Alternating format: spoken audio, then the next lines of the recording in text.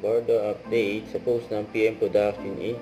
Ang photo sketch 5 ang movie nila Barbie at David na That Kind of Love. Mukhang maganda eksena nila Barbie at David. May nagsiselfie pa nga sa likod ni Barbie.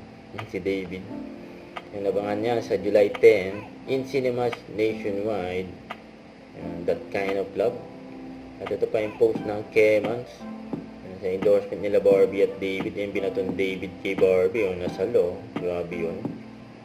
May tinanong pa nga pala Barbie at David about that kind of love. Ang that kind of love na hinahanap mo or nahanap mo?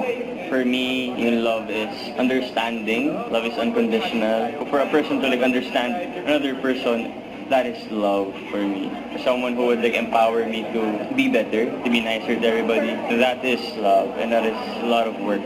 The kind of love I treasure now is the kind of love that is not seen by the public. Really empowers me as a woman, inspires me to be better every day, continuously making me happy every day. Mga kamag-anak, iniimbitahan ko po kayong lahat na panoorin na aming pelikula ni David Licauco, That Kind of Love. Napakaganda nito, napaka-quality. Ngayon, July 10 na po yan in cinemas nationwide. Please support.